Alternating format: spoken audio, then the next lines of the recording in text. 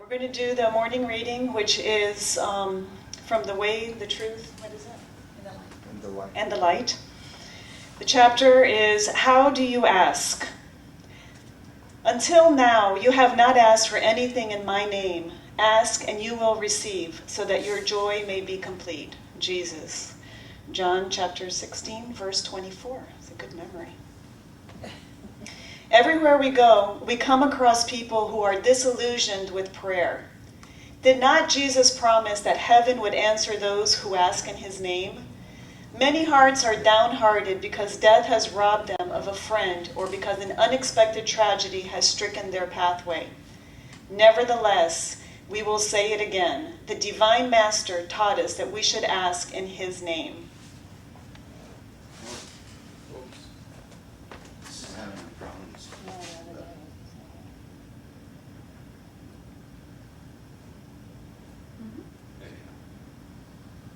Because of this, in the mechanism of spirit manifestations, faithful souls, convinced of their fragility, should question their conscience about the content of their prayers to the Supreme Lord.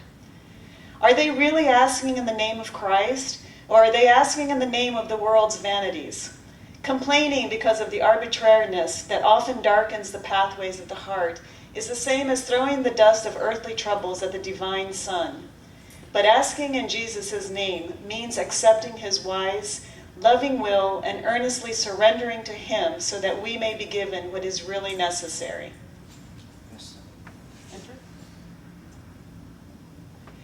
It is only by this act of perfect comprehension of his sublime love that we find complete delight and unbounded joy. Observe the substance of your prayers. How do you ask? In the world's name, or in Christ's? Those who are discouraged with prayer are confessing the childish of what they are asking for. Emmanuel, the Spirit. I've always liked to pray since I was a little girl. And even when I was a teenager, it didn't matter if we went out drinking and we were out partying until 2, 3 in the morning, I prayed. And what I remember the most is my mom used to always tell me, doesn't matter what you ask for, but at the end of your prayer, you be sure that you ask God to give you what's for your absolute and greatest good, not what you want. And that stuck with me all my life. So when I read this, I thought of the quote that we hear so often, we get what we need, not what we want. And be careful what you ask for, you might get it. So actually wanting things and desires is not bad, because desires really, in essence, is the basis or the foundation of our goals and our achievements.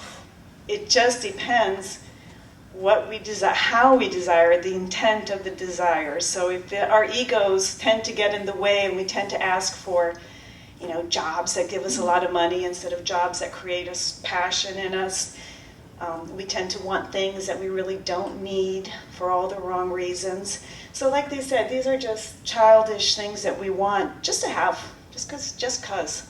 So we have to be careful when we pray. We have to align with the essence of our soul's purpose and our life purpose. So, and also, we have to trust that when we do pray and we do ask, things usually don't manifest instantaneously. Sometimes they do, but usually not. And sometimes when we get something that we want, it's not really very good for us. So I'm just going to give one little quick example. I was trying to go through my life because I have a problem of getting things that I want, and I have to really discern carefully. But I did have an opportunity when I lived in Los Angeles. I loved Los Angeles, but I wanted to come back to Miami so bad because my family lives on the East Coast. So finally, they told my husband, you can go back to Miami. You're going to be going end of July, beginning of August, 1992. And so right before the time that we were getting ready to leave, my husband had a huge problem in the office. Not his fault, but his responsibility. The big kahuna said, you're not going to Miami. And Hurricane Andrew hit in August of 1992. And I remember thinking to myself, I'll never really know if I was going to be affected by it or not, but I'm pretty sure I was being taken care of. It wasn't the right time. And I'm here. So the timing was just perfect. So let us be careful, let us be discerning, and really we do need to ask, because we do receive what we ask. Christ did tell us that. And but let's just be careful. Let's ask carefully and wisely, and always, always, always know that Christ has got your back. So, did you want me to do the prayer? All right, so we're going to, if you can close your eyes and just take a deep breath.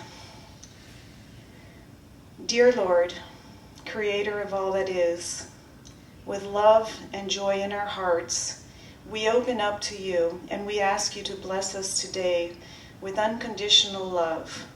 We ask us to lighten our path so that we know that we are in truth divine love from you. Thank you for this meeting. Thank you for the opportunity for us to pray together, for us to truly look into our souls, to truly understand and trust that everything that happens to us is for a purpose, for a higher purpose, for our absolute and greatest good, so that one day too, we know who we are in your name and your love. And please bless Andreia, who's going to give us a lecture today, that she is also, the words that come from her mouth reach our hearts exactly the same way that we need to hear them. Thank you. Amen. I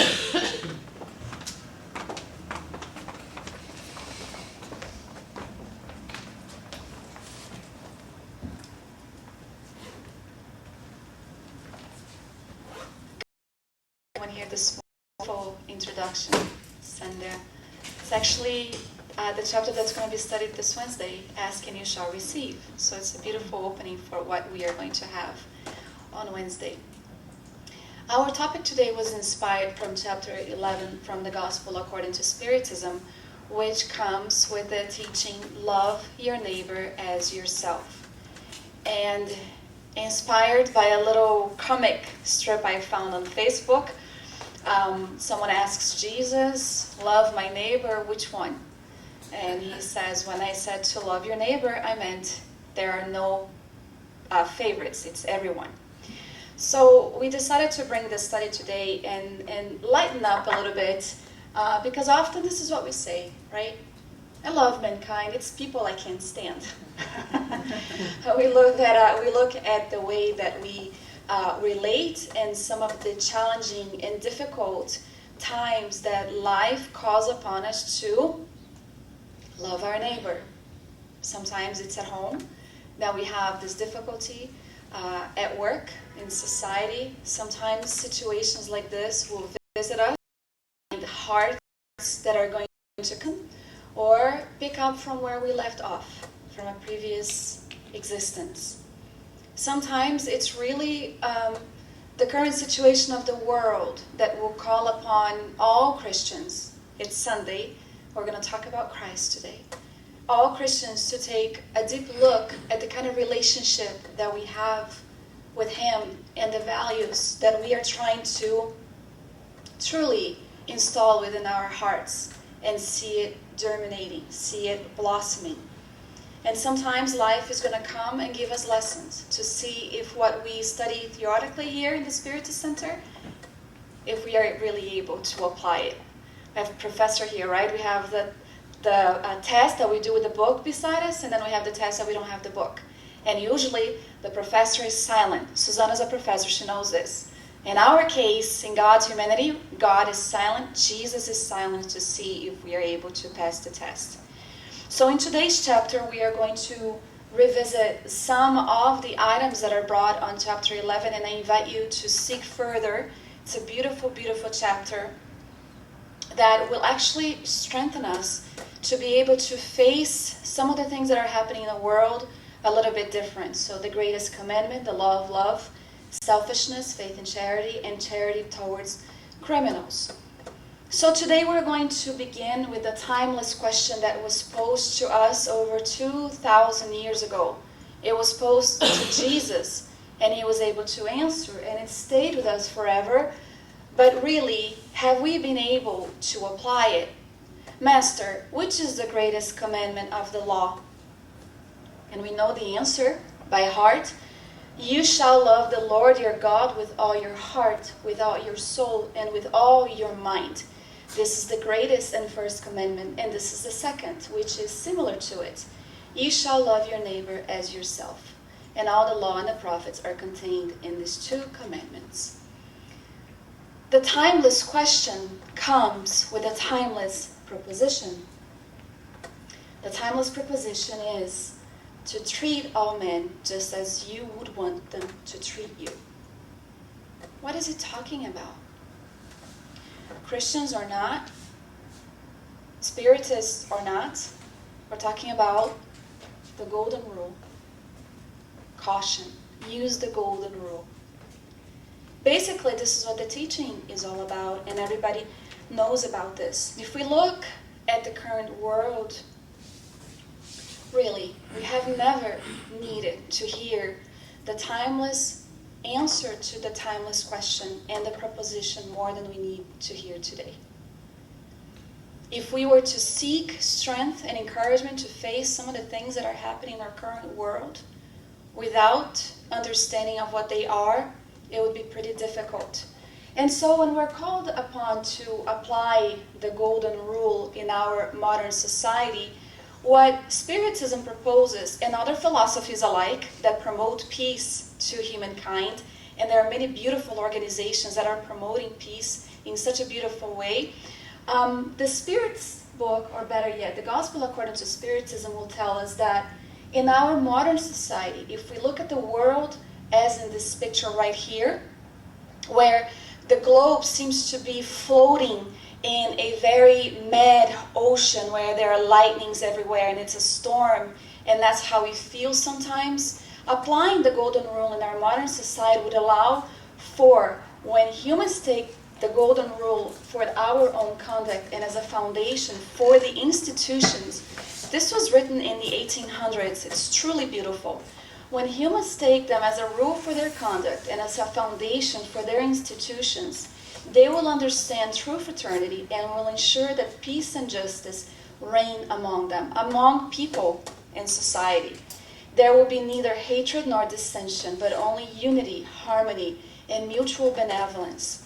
As far as calling upon envisioning a world where there is there is unity, harmony, and mutual benevolence, one doesn't need to be a die-hard Christian to understand that concept. But being just human, looking at each other as people that are deserving of the things that we want for ourselves. And the Spirit's book will come to show us that as we evolve, this notion of looking at each other and understanding that they are deserving of the same things that we are, we're talking about a spiritual process of growth. And as Emmanuel stated in our lesson read last week, right, David?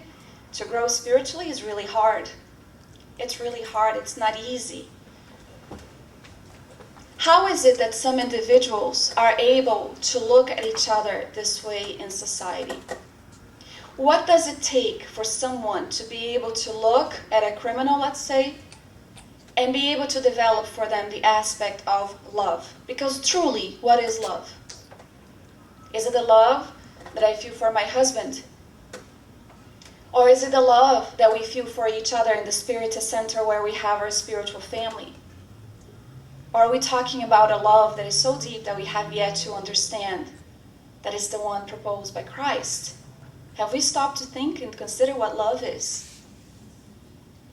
So I'm going to bring you an example of a man who's understood what love truly is. Azim Camisa is a gentleman who's been delivering some pretty amazing talks and created the Tariq Foundation, which is a foundation established to stop the violence among teens and kids. The reason this happened is because he lost, we'll say lost because we know really no one is lost, but his son died. His son was 20 years old and he died delivering pizza. See, what happened is that he was going to deliver pizza at this home where there was a gang, and a 14-year-old kid who was getting initiated in the gang, if you will, answered the door, and when Tariq demanded, shoot him and teach him a lesson. The kid was 14 years old and his name was Tony. And he shot Tariq, and Tariq died. Let's imagine for a second the father. He explains. He's sitting at home and he receives the phone call that his son has just been shot and is dead. He's like, no, he's with his girlfriend. So he calls the girlfriend, and sure enough, she confirms what he has heard from the authorities. This is what he had to say. When I got the phone call saying that Tariq was dead, I kind of left my body.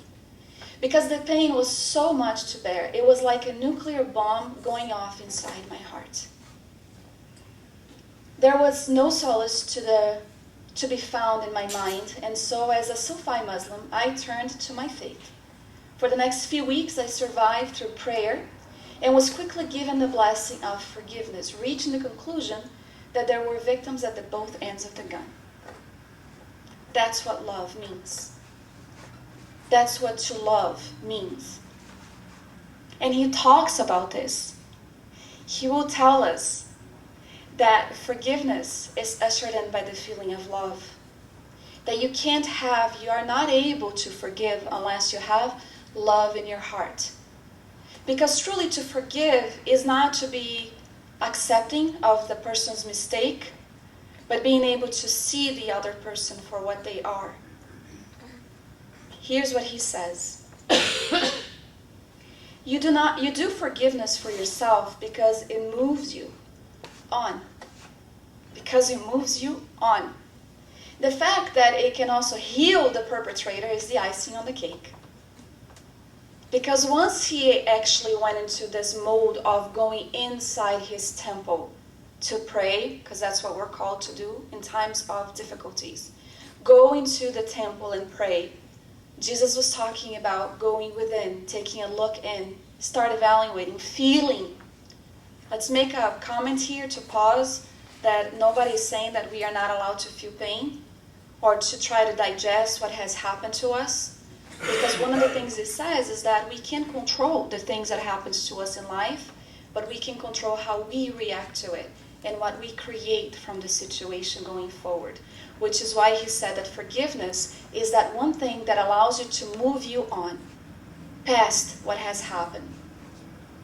So once he went through that motion of looking within and searching for forgiveness, one of the things that he was automatically drawn to do is create the Tariq Association. But he went further. He went to prison and met with Tony. And he reached out to Ples Felix, who was the boy's grandfather, and who was really the educator or the one who took care of Tony in the absence of the parents. So he went to jail, he started talking to this kid, and he decided to tell him that in the process of forgiveness, he was going to create the Tariq Association. Tony, who was really feeling bad about what he had done, decided to study. He said, you're going to study, and you're going to study hard. And when you're done doing your time, which is deserved, you're going to come out into society, but I'm going to give you a job. And you're going to work in my association.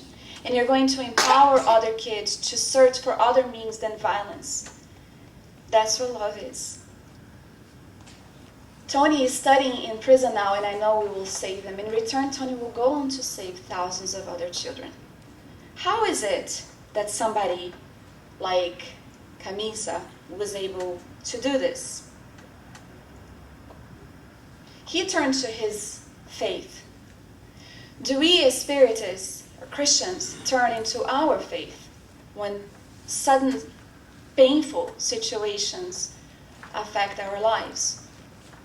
Do we truly go back into our own temple and look for what would give us strength and put into action what we are learning so far? How was he able to do it? We answer, the law of love. The law of love is something that we have yet to understand. And once again, we go back to the question, do we know what love is?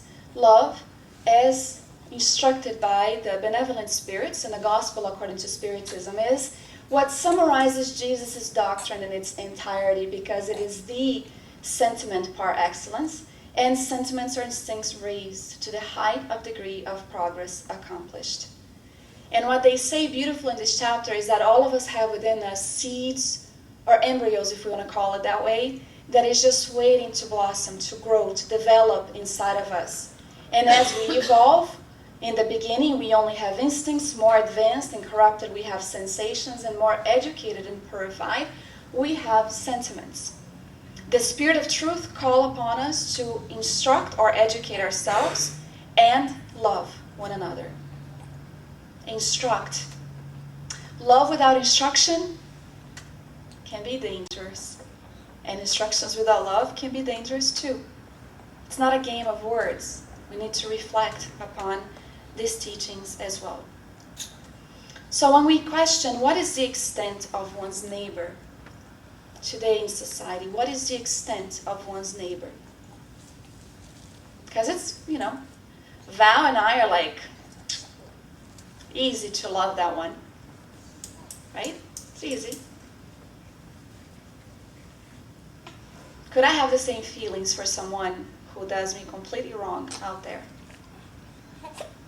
Could I have the ability to look at Val as having made a mistake and say, you know what, she's growing spiritually, she's deserving of the benefit of a doubt? Am I able to do the same thing for those that are in society creating chaos? Because the extent is not the family, it's not a friend, it's the whole of humanity, truly, is the proposition of the timeless proposition that God or Jesus has brought us. So, Fenelon will tell us that the effects of the love is the moral betterment of the human race. The moral betterment. And Mr. Camisa showed just that when he applied the law of love, when he forgave Tony. Because here's what Tony said. Here's Tony in the middle, plus on his left side or right side, if you're looking that way. And then Camisa, Mr. Assim Camisa, he said, that is such a special man. I shot and killed his one and only son, and yet he can sit with me, encourage me, and then offer me a job. This is the vivid explanation here of what the Spirit's meant by the law of love is what's going to apply for the moral betterment of the human race. This is truly a beautiful example. He goes on to say, the most rebellious, the meanest, will eventually reform themselves when they see that the benefits produced by practicing do not do unto others what you would not want them to do unto you. Something shifts. Something changes as it changed for Tony. And it goes further. Do unto them all the good that is within your ability. So really, they're not asking us to do the impossible. To do unto other all that is within our ability. Are we not able, all of us, able to do this? So if our ability before an enemy, let's say somebody that has hurt us deeply, if we understand that we can't yet have that kind of relationship, we have to seek in and see what is my ability to apply the law of love right now. What is it that I'm able to do?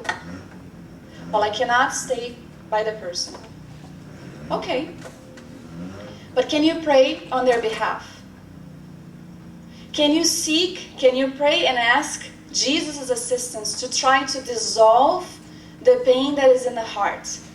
That's within our ability in the future, especially when we know that the person is sorry for what they did. What if the person is not able to see anything that they did wrong? It happens sometimes, doesn't it? We go, I cannot believe that the little human being can't see that they've hurt me so bad. It's crystal clear to everybody we talk about, but him or her. What do we do then? Right? It's a personal relationship with what we have from the teachings of Christ. And it's a very individual answer as well, ones that we are not here to answer right now. But one of the things that this gentleman teaches us is that all of us in society, regardless of our religious beliefs, we have what we call a sphere of influence. I have my own sphere of influence. You guys have your own sphere of influence. And what we do within this own sphere of influence is going to start affecting other people in the same manner. He's not a spirit, but he says, when my sphere of influence is one of goodness, of promoting peace, I'm going to find beings that resonate the same way I do. Does that sound familiar in Spiritism? Because we go even further. We talk about the attraction of good spirits who will strengthen that sphere of influence of ours. On the other hand, if we like to be in accordance with promoting an eye for an eye, you know, that thing way back then, which Gandhi said would make the world go blind, that will be our sphere of influence. It's up to us to choose how we handle the things that happens in our lives. There's this gentleman, he's a social studies professor. His name is Al Valdez, and I watched him on a TED Talk. If you guys want the reference, I'll give it to you again. He was talking about how often when life throws us a very difficult situation, even when there's a positive outcome, we keep looking at the negative thing that happened, and how we waste sometimes years of suffering that is really not needed for us. He said that one time when his son was shot, had everything going for him, young kid, good looking, strong. His son was shot and was on the verge of dying, but his son survived. And not only did his son survive, years later he got married, he had children, he got an amazing job. His son's life went on, but his didn't, because he stayed stagnant on the feeling, because the perpetrator only got 25 years in jail. And he couldn't move past the fact that his enemy, the one who almost took the light of his life away, was only getting 25 years in jail. And then one day he had an aha moment. Life was passing him by, and he was still stuck on the aspect of vengeance for what was done to his son, instead of looking at the infinite blessings all around him. And it's such a beautiful, powerful talk, because truly it made me think about this. This is why calling upon us to verify the kind of sphere of influence that we have is really, truly so important. One day, and I mentioned this here on a talk that we had in Portuguese, I had decided to share on my Facebook page a political thing that I was astonished by. We don't need to talk about what it was or which political party. But I was so appalled by it, and automatically people started commenting. And the commentings that were coming resonated with my post. And they weren't warm, gooey feeling type of posts. They were really bad. And I was preparing to do this study for another Spiritist center, and I realized what I had just done. My sphere of influence at that moment was a hateful one. It was one where I was promoting negativity all around. Social media is one of the most powerful things we have at our hands right now to disseminate a message, whether the message is positive or negative. So I deleted it, and I felt ashamed. I felt ashamed that I promoted an instance where I invited other people to feel that way with me. But the study continued gladly. Hopefully, I understand that if Al Valdez, if Mr. Camisa was able to put into practice the aspect of having a compassionate view of the things that were happening around him, as someone who is at the Spiritist Center week after week, reading the books, I needed to start walking the talk. Is that the expression? Not just talking the talk.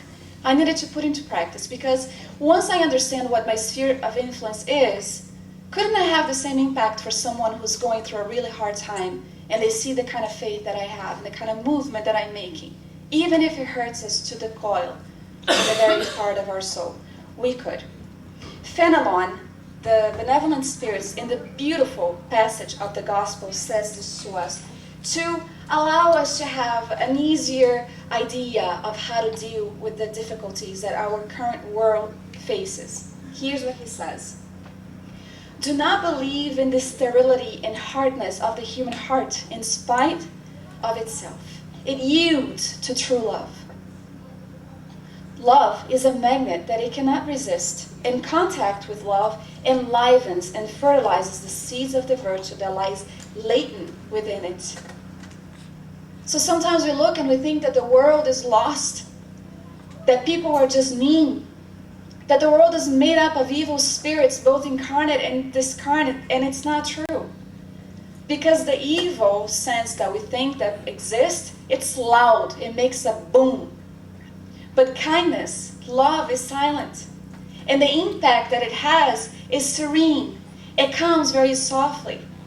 When we have the ability to alter the sphere of influence in our lives and we act in accordance with what we learn here, it starts resonating with other people who are seeking for love, who are seeking for a better understanding of what is happening in our world so that we don't get discouraged, so that we don't get upset, so that we can look at the world and see what is it that I can do to promote a better world, to promote love. As we go forward, we find, he continues telling us, that in the deepest sense of the word, to love means searching around ourselves for the inner meaning of all the hardships that oppress our brothers and sisters, so that we can bring them relief. Stop for a second. Here's another meaning of love. To love, in the deepest sense of the word, means searching around ourselves, the meaning behind the hardships that oppress our brothers and sisters, so that we can bring them relief. It's a shift in the energy.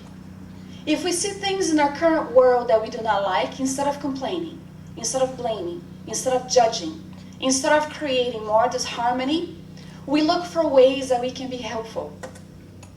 We look for things right here in our society where we can apply the law of love and not waste our energy, but allow our energy to be focused into something better, which is bringing a relief to those that need the most. It means regarding the great human family as one's own. For you will meet this family in a certain time on more advanced worlds, and the spirits who compose it are, like yourselves, children of God, destined to evolve forever. Therefore, he says, always offer a word of hope and support to all who suffer, so that you may be welling and loving in righteousness. It's so beautiful. It's right there. We say that we were born without a manual to be able to know how to act in our world. We have it. We have it. We have sitting right here a young one who's studying. He's going back to school, West Palm Beach. Here's a kid that's sitting here with love in his heart, that's learning about all these teachings. He's going to go out in society, and he's one of the billion of kids out there that are resonating differently, that are looking for alternate ways of being and acting and promoting for the betterment of society. That's what we should be doing. We should be strengthening those actions, those movements. And that's what we should be doing within ourselves as well. He continues in stating, believe that these wise words, love so much so that you may be loved, will open the way for you. They are revolutionary and follow a steady and invariable course. Revolutionary because it hasn't been done yet. Imagine when everybody starts trying to apply the law of love, not because they think, I'm going to be the one who's going to change the world, but because they can change their own sphere of influence, and other people start joining in and promoting a movement, truly. Because love touches more than any other hatred movement out there. True or false? Sure. It's true. Remember the movie Pay It Forward? How it created like that huge wave of goodness? And how touched we get when we watch these things on the social medias or stories that touch our hearts and make us develop new ideas. What can we do to promote goodness on earth? This is what we are talking about here. He goes on to say, you who have already gained much, you who are listening to me, you are infinitely better than you were 100 years ago. This is Fenelon talking to us. So here we are, it's a Sunday morning, because we are here listening to these words and try to apply it in our daily lives. He says, you are infinitely better than 100 years ago. I believe that. He goes on to say, You have changed so much for your own good that you have accepted without complaint a multitude of new ideas. Have we not? But then he tells us, as much as you have evolved, as much as you have accepted all this multitude of new ideas, others are going to start doing that as well. So we look at each other not in a humiliating or diminishing way. Diminishing, thank you. We don't look at the other as saying, they don't know any better, I'm a spiritist, I know much more. No, we look at that person saying, that's an immortal spirit whose maybe past lives or experiences has brought him this far. And although he may not understand what I understand today, he will eventually get there. Because who knows where I was 100 years ago? And who had the courage to extend the hand to me and pull me up so that I could learn from the aspect of love? Because they said the law of love, when applied, contributes for the moral betterment of humanity. How love is able to touch one's life, as it did that kid Tony, that he can't wait to leave prison to do something better with his life and make amends for the life that he took away. This is what the gospel calls us upon to do. In another 100 years, you will easily accept ideas that as yet have not been able to enter your minds. Thank God, because some of the questions I ask Marcelo gives him a headache. Because we have questions and we seek for the answers, and it's really normal. But we haven't yet the ability to have this information enter our minds. Let's imagine our spirit in development as a beautiful diamond in the rough. We are all unique. No diamond is the same. And life comes and starts lapidating a little bit here and there. The chisel comes and takes a little piece, and our lights start to shine through. And eventually it's going to be bright and it's going to be beautiful, but it's all a process. If we can have this kind of compassionate look for ourselves, it's not going to be worth it if we don't have the same compassionate look for our neighbor. And that's the truth, and why we're bringing this study today. We live in a society where the need for vengeance, for hatred, speak louder than the actions of being loving and compassionate. And often we let our feelings get in the way and get in this wave of negativity and pessimism and hatred, when there are beautiful things happening all around us that is silent. We need to connect with those. We need to empower those. That's what we need to do. And we don't need to be a spiritist to do that.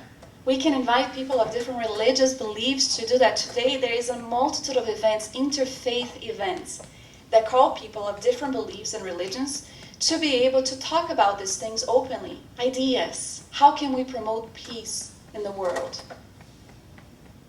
How can we promote peace in the world? It's a beautiful world that we live in. They will tell us that for us to be able to do all of this, we need to get rid of one of the greatest obstacles that we have yet to be able to destroy within us. Because although we are able to quickly draw weapons to destroy the external factors that assail our hearts, we have yet had the courage to go within and try to destroy the one thing that causes a lot of the illnesses in our society today. They call selfishness a plague on humankind that must disappear from the earth, whose moral progress it hinders. To Spiritism, the task is reserved of enabling earth to ascend in the hierarchy of worlds. Thus, selfishness is the target at which all true believers must aim their weapons, their strength, and their courage. It's no longer the physical weapons that we see out in the world, but a battle that is our own. So when Paul, the apostle, said that he won the good combat, he went over himself, he was talking about all of the vices, moral vices, that still hindered his steps behind. And we are called to do the same. I say courage because more courage is needed to overcome oneself than to overcome other people. So I can bash, I can humiliate, I can point finger, I can judge Sandra all I want. And let's just be honest here. Sometimes we know what our defects are, then to have other people keep pointing it out is really unnecessary. It's really the opposite of what compassionate look is. Because I know that I have friends who are able to look at me, even in my own home, realize the frailties of my soul and still encourage me to grow. Because that's really what we need to do with each other. It's to encourage one another to grow. Because they deserve to be happy, and so do we. So when you talk about taking all of the weapons and start turning it inside ourselves, is to do what? To make an effort to fight the selfishness that is within us. And he goes on to say, that monster that devours all minds, the child of pride, is the source of all the miseries of this world. So how do we make the world better? We start here. Doesn't matter, we could die tonight. Have we utilized our existence to leave something positive behind? Because it's not about us and humanity, it's about us and Christ and God. It's about us and us. So to make every effort, in order to make a positive impact in the world, we have to start working on the things that are inside our hearts, which will bring about forgiveness. Forgiveness as that one tool that needs charity, to be charitable. And charity, as understood by Jesus, you were going to talk about the aspect of being charitable towards criminal, is having the ability and the courage to apply the radical forgiveness that calls upon us to be benevolent, to be indulgent, and to apply forgiveness. That's the 3 steps of what charity entails according to Jesus. Benevolence towards everyone, we are able to do that. Indulgence towards other people's mistakes, because we are also in need of indulgence. And forgiveness for the offenses. The gospel, according to Spiritism, calls upon us to go forward. It's a very challenging proposition. It calls upon us to apply what Brian Zahn calls as the radical forgiveness, to be able to forgive our enemies. And it leaves us kind of puzzled, right? How is it that we can be loving towards the criminals? Although easier said than done, they will tell us that one of the reasons why we should apply charity towards criminal is because of the fact that we are regarded as being more aware of God's existence and what God's existence means in our lives. Listen to this. You must love unfortunates and criminals as God's creatures, to whom forgiveness and mercy will be granted if they repent, as in the case with you for the wrongs that you commit against His law. Regard yourself as more reprehensible and guilty than those to whom you refuse forgiveness and commiseration, because quite often they do not know God as you do. Isn't that amazing? It's a moment for us to reflect, and it calls upon us to break the cycle. Forgiveness comes about so that we can start breaking the cycle of hatred, because in reality, when we forgive, when we apply the law of love towards criminals, towards the ones that are considered unfortunate, we are setting ourselves free. The other, when they awaken to the realization of their own actions, they too are going to be called upon to answer for the things that they did. Let us be clear here. There is no judge sitting on the beyond in a big chair, golden, pointing a finger. There's none of that. What there is the get-together or the realization of one's own conscience of what they created or not. That's the beauty of Spiritism, in offering an opportunity to start yet again. And how often have we been given that opportunity ourselves? So breaking the cycle. True charity does not consist only in the alms you give or even in the consoling words that might accompany them. No, this is not what God demands of you. The sublime charity taught by Jesus consists in the benevolence always granted in all things towards your neighbor. You can even exercise a sublime virtue on many individuals who do not need alms, but who words of love, consolation, and encouragement will lead to the Lord. So is it within our ability to at least offer words of consolation and encouragement? Can we give at least that little bit of ourselves? So what should we do? You do not have to say to criminals, they are wretched, they must be expunged from the earth. The death that is inflicted on them is too kind for that type of individual. No, you must not speak like that. Look at your model, Jesus. What would he say if he saw such unfortunate persons next to him? He would grieve for them. He would regard them as truly needy, sick persons and would extend his hands to them. You cannot do this in reality, but you can at least pray for them and assist their spirits in the few moments they must yet spend on your earth. Repentance may touch their hearts if you pray with faith. Is it within our ability to pray with faith on their behalf?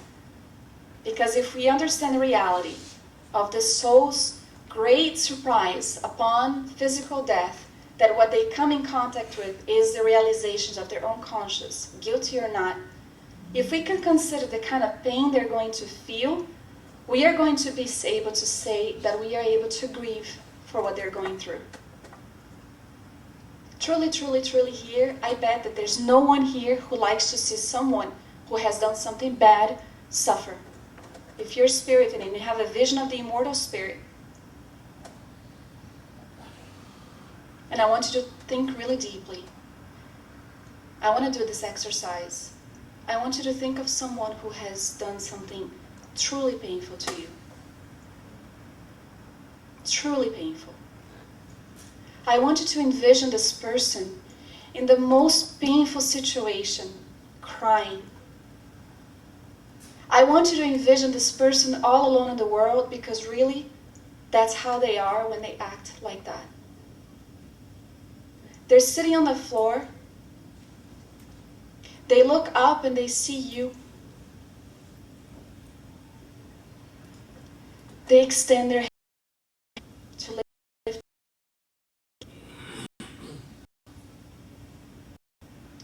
You felt this? I am 100% certain that everybody would do that, because it's that sentiment, the instinct that is developing inside our hearts. Something will make it germinate, grow. It's going to touch us, and we are going to reach out our hands, pull them up, assist them forward in their pathway. And it doesn't mean that we have to stay in touch with them, or that we have to go against everything that we feel in pain, ignore the pain that we feel inside, but it's a movement of going past that, allowing forgiveness to move us on, so that we can go forward, so we can grow spiritually. And by doing that, setting an example for that person that has done us harm. And not in a humiliating, belittling way, but in a way that could empower them to show that what they did was wrong, but that they're able to make amends. That's what the gospel calls us to do. Because in reality, we're called upon to partake in the betterment of our world. The grand concept of renewal through Spiritism, described so well in the Spirit's book, will produce the great miracle for the century to come. The uniting of all humankind's material and spiritual interests through the full understanding of this maxim. Love so much so that you may be loved. Recognizing in everyone we encounter ourselves in need of assistance, not the alms that we give, but words of encouragement. Spiritual assistance. That's what we are called upon to do. With that, I thank you for your question.